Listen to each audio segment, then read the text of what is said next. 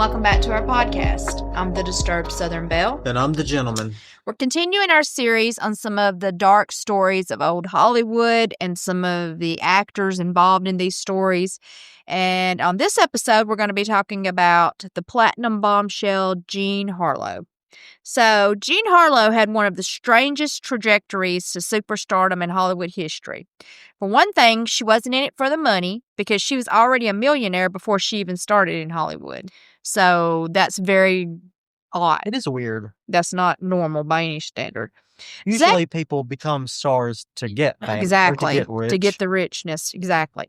And the fame and all that. Now, the fame, yeah, but the money she didn't need. Secondly, her acting was so uniformly ridiculed by critics for her first films. So everyone really did not like her at the beginning. The critics, anyway.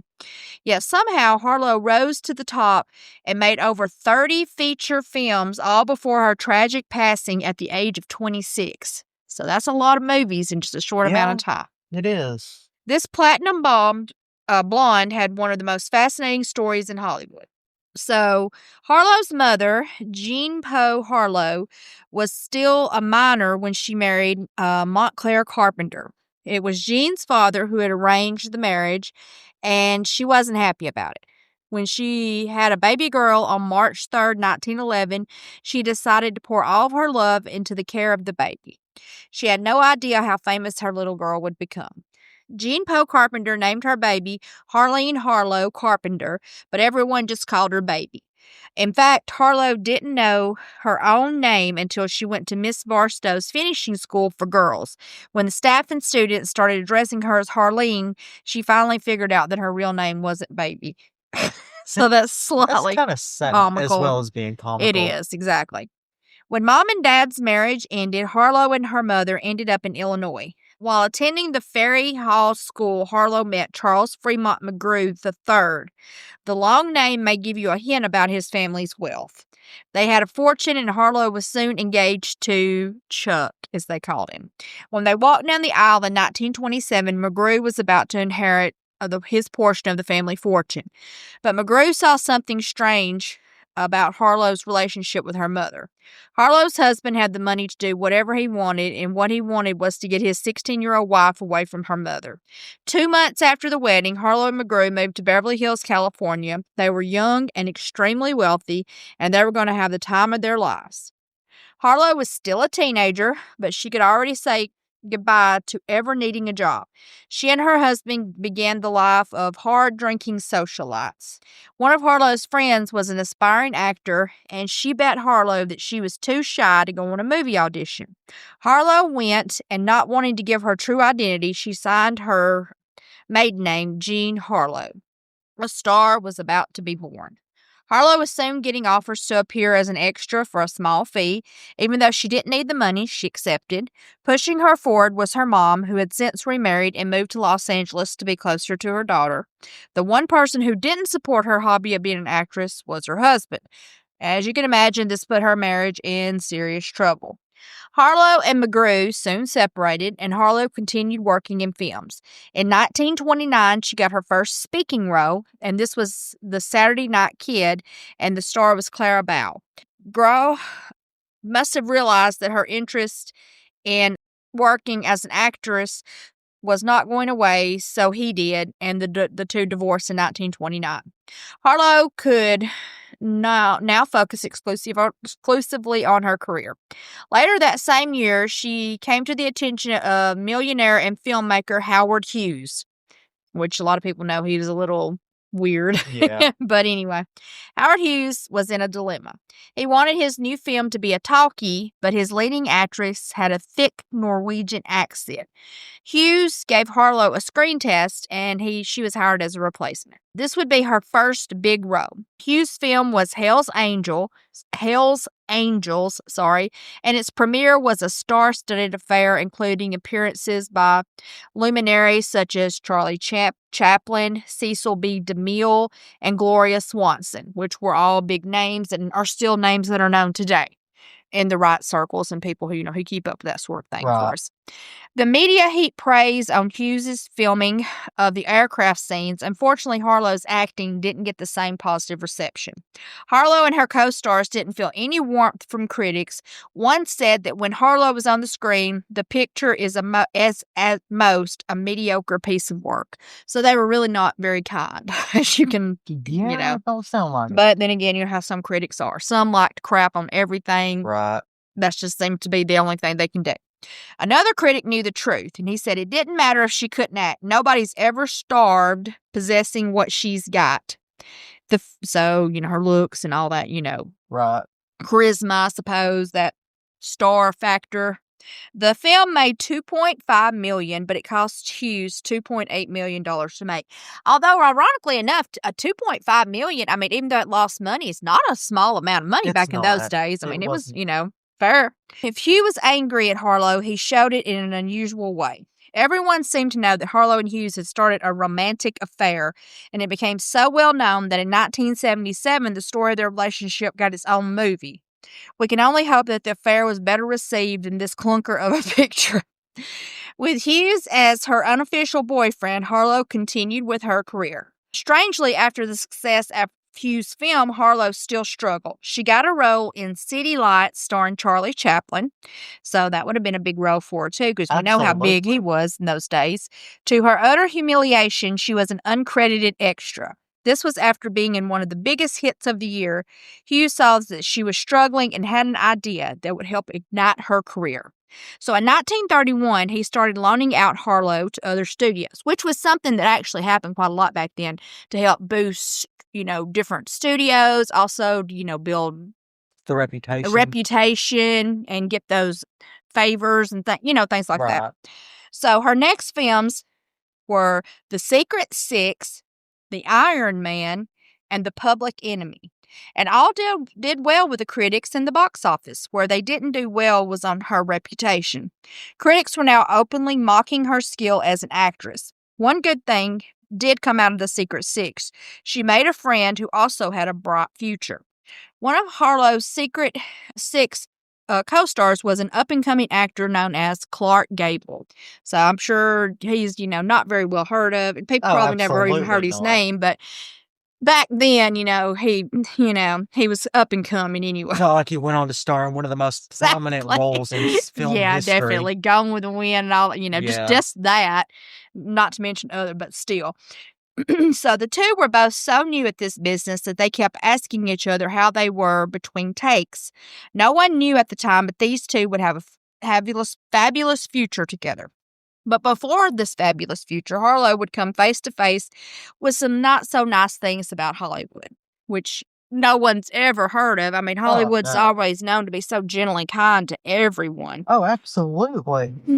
On The Public Enemy, Harlow had to deal with leading man James Cagney, who couldn't stop looking at her chest. He eventually asked her flat out how she kept those things, quotation, up. Jesus. I know. I mean, it's rude when you think about it. Harlow's quick and candid reply was that she iced them. With that answer, Harlow retreated to her dressing room. Apparently, they were in desperate need of icing. The Public Enemy was about mobsters, and Harlow seemed more than a little intrigued. After her involvement in the movie, Harlow dated a real-life mobster that was Abner Zwillman, whose occupation included businessman, bootlegger, and mobster. He won Harlow over with a gift of a very expensive jeweled bracelet and also a red Cadillac he bought her. That helped also, as you can imagine. I imagine so, yes. Then he got his hands on her career. So in aid of Harlow's career, he handed over a huge loan to the head of Columbia Pictures, Harold Cohn. This loan bought Harlow a contract for 2 pictures, and it was a nice gesture, but Harlow's relationship with Willman was soon soured. The authorities caught him saying some nasty things about her on a surveillance recording. She dumped him, but she hung on to the deal with Columbia, which I don't blame her. I mean, oh, absolutely not. So, It's a Wonderful Life director Frank Capra had a film with Columbia called Gallagher. When Harlow jumped on board, the film got a name change, and they called it Platinum Blonde to build up on her hair color, which was beginning to become cause quite a stir When people accused her of bleaching her hair, she denied it. But later, the shocking truth came out. Now, this is nuts, what they're going to tell you she did to get this hair color. So, eventually it came out that making Harlow's platinum hair color involved some ammonia, Clorox bleach, and a few Lux soap flakes, which was detergent. So, Jesus, could you imagine putting that on your hair? Worse I still, don't want to. no, I couldn't imagine what it would do to your scalp or skin, anything. Ammonia and bleach? Bleach, yeah, like freaking bombs. Yeah, exactly. Worse still, she had to go through this process every week. Jesus. It was quite a recipe, and it did some serious damage to her hair, which was naturally ash blonde. I can imagine. I can't believe it didn't fry it out of her head. Damaged or not, American women soon wanted the same color for their hair. American women's desire to make their hair as platinum as Harlow's grew into a frenzy, and Howard Hughes decided to try to capitalize on this trend, and he organized a competition among hairdressers. The winner of the one who could actually replicate that color was supposed to get a prize of $10,000. Sadly, no one else could do it. No one can make the hair as white as that just using normal means. I never really understood the fascination with like blonde hair or platinum blonde hair. I don't even really like blonde hair. I mean, it doesn't bother me if your hair's blonde, fine. But I mean, going to some of the extremes some people try to go to, like especially people have really dark hair and just frying it out of their head. Yeah, I never really got that. Almost making it straw. I mean, I don't think it's ugly or anything. I just don't really see anything special It's about not it. necessarily special, no. It's just a different hair color, just like any other hair color. I think it's pretty, just as same as anybody else's. It's not special. It's not anything. I mean, everybody's got, I think natural hair color most of the time is the best. Yeah, although I guess I'm not really one to talk, seeing as how I like gray hair. Like gray and white hair. Well, all this talk about Harlow's hair got her the nickname the Platinum Blonde. It also got her her first starring role in top billing.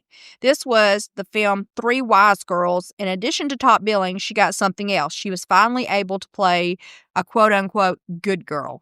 But a certain critic thought that this was absolutely impossible.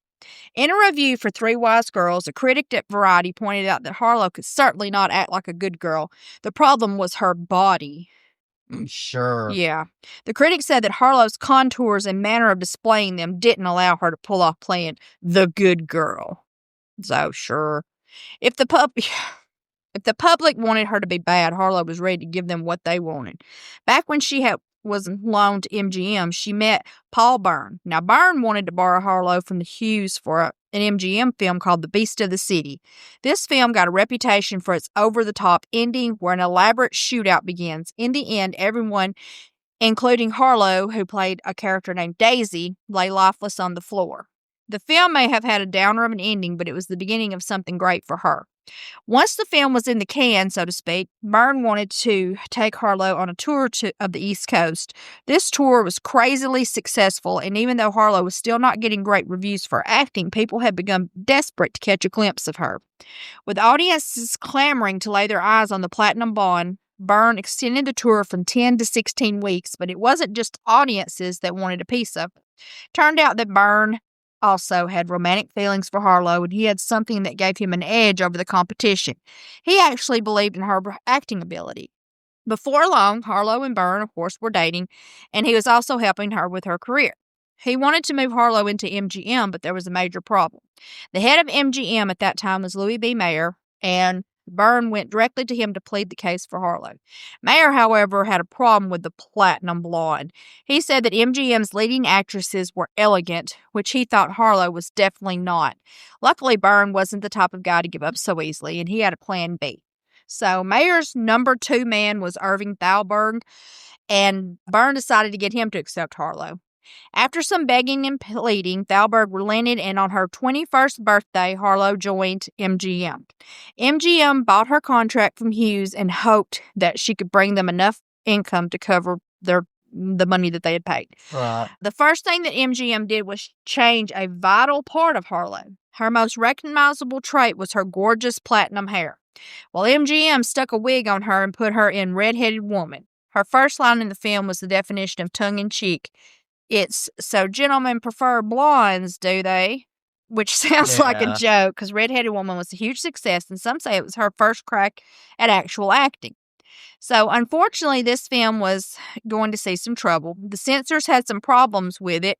In one scene, they thought that Harlow wasn't wearing enough clothes. In another romantic scene, she was being too forward.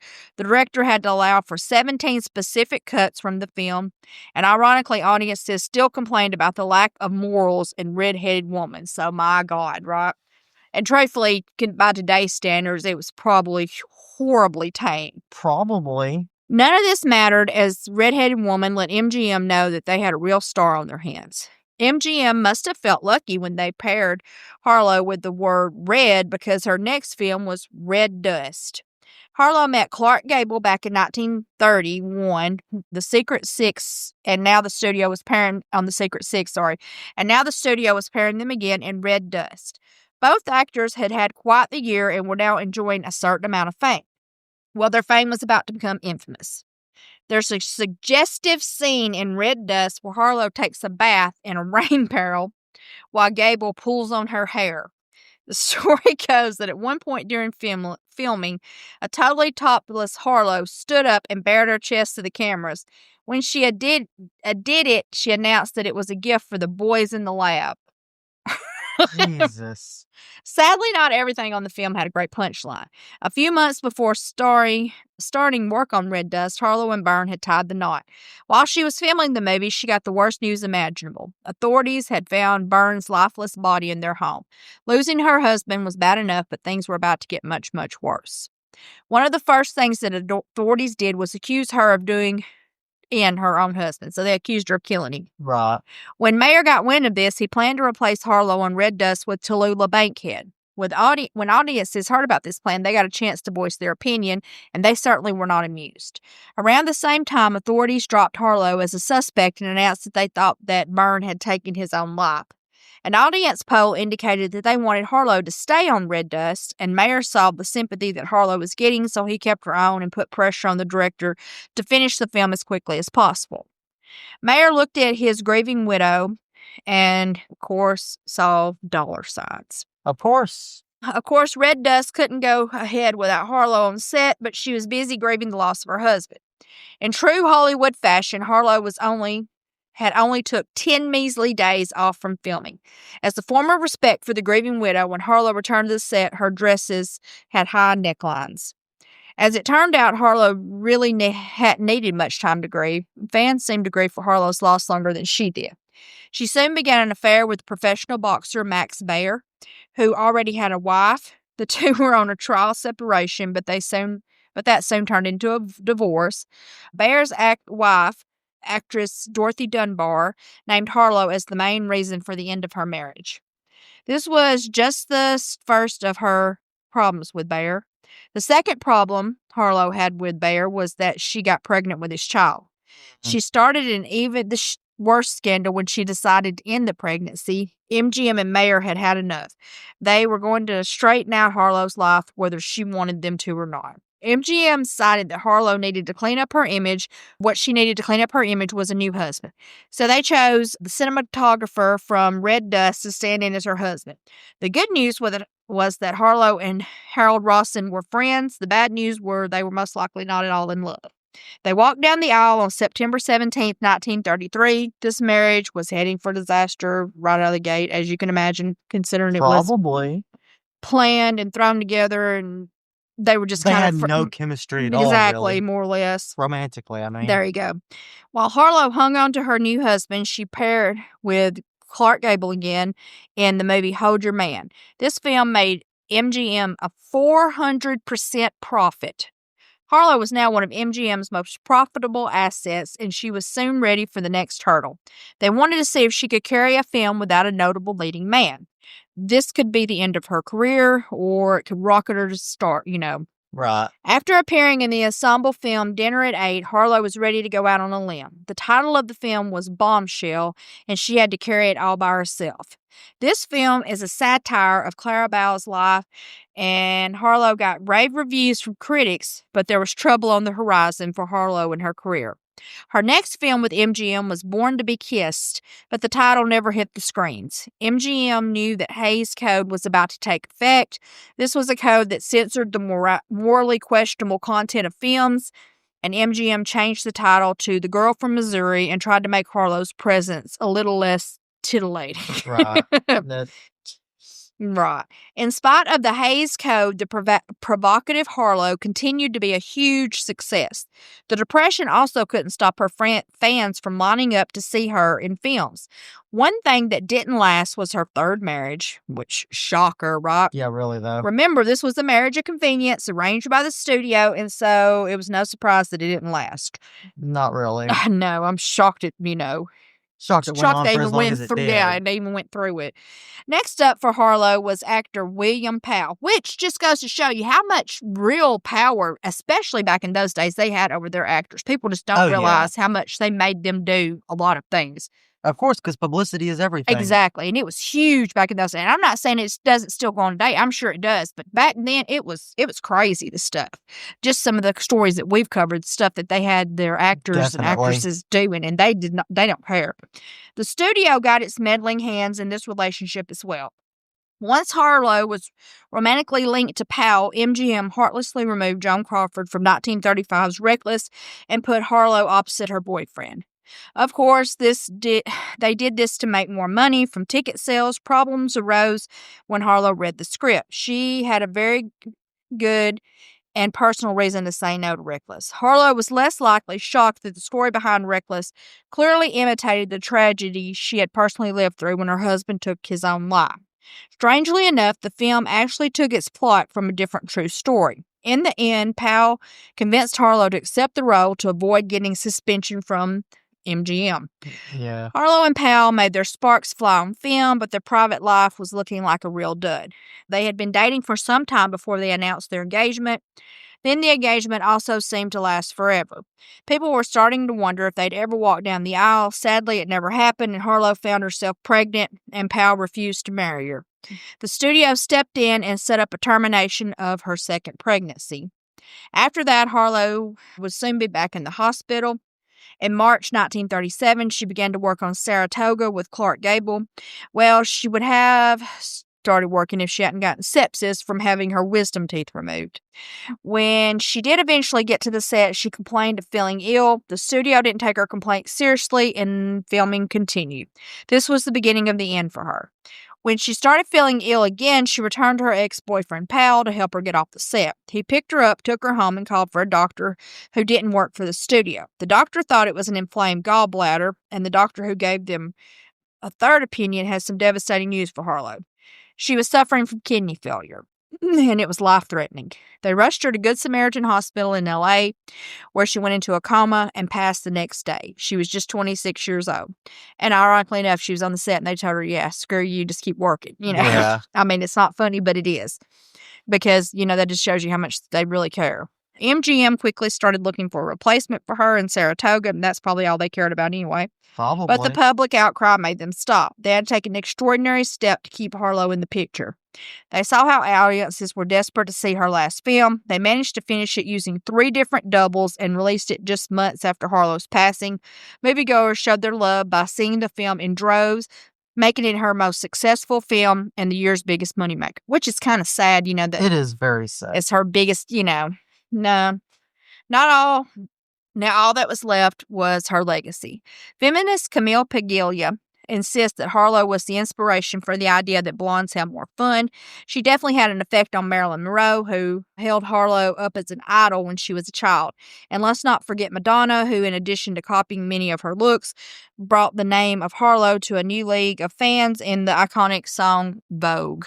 So, sad life, I guess, and short-lived life, but sadly not uncommon for that time, especially in Hollywood.